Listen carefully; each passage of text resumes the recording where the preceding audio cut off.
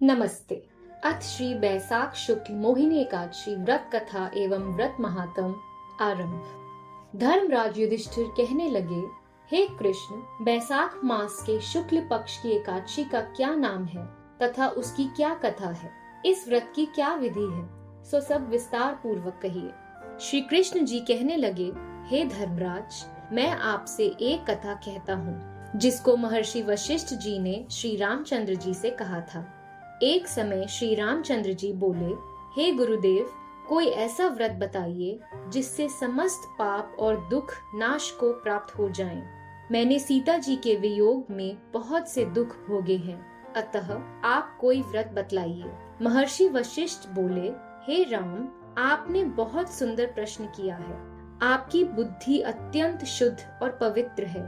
यद्यपि आपके नाम का स्मरण करने से ही मनुष्य पवित्र और शुद्ध हो जाता है, तो भी आपका यह प्रश्न लोकहित के लिए बहुत ही सुंदर है। बैसाख मास में जो एकादशी आती है उसका नाम मोहिनी एकादशी है। इस एकादशी का व्रत करने से मनुष्य सब पापों तथा दुखों से छूटकर मोह जाल से मुक्त हो जाता है। अतः यह व्रत दुखी मनुष्यों को अवश्य करना चाहिए। इससे मनुष्य के सब पाप और दुख नाश को प्राप्त हो जाते हैं।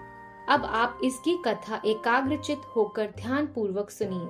सरस्वती नदी के किनारे भद्रावती नामक एक नगरी थी। वहाँ पर द्युतिमान नामक चंद्रवंशी राजा राज्य करता था। इसी नगरी में धन धान्य से पूर्ण पुण्यवान धनपाल नामक एक वैश्य भी रहता था। वह अत्यंत धर्मात्मा एवं विष्णु भक्त था। उसने नगर में अनेक भोजनालय, प्याऊ, कुआं, सरोवर, धर्मशाला आदि बनवाए थे और सड़कों पर आम, जामुन, नीम आदि के अनेक वृक्ष लगवाए थे। उस वैश्य के 5 पुत्र थे, सुमना, सद्बुद्धि, मेधावी, सुकृति और दृष्ट बुद्धि। इनमें दृष्ट बुद्धि नाम वाला 5वां पुत्र महापापी था। वह पितर आदि को नहीं मानता था। वह वैश्या और दुराचारी मनुष्यों की संगति में रहकर जुआ खेलता, पर स्त्रियों के साथ भोग विलास करता तथा मद्य मांस का सेवन करता। इनके अतिरिक्त अन्य अनेक कुकर्मों में भी वह अपने पिता के धन को नष्ट करता था। वेश्याओं के साथ उनके गले में हाथ डालकर फिरता रहता था। इन्हीं कारणों से उसके पिता, भाइयों तथा कुटुंबियों ने उसको घर से निकाल दिया और उसकी निंदा करने लगे। घर से निकाल देने के बाद वह अपने गहने और कपड़े बेचकर निर्वाह करने लगा। जब सब धन नष्ट हो गया तो वैश्य और दुष्ट संगी साथियों ने भी उसका साथ छोड़ दिया। अब वह भूख और प्यास से अत्यंत दुखी रहने लगा।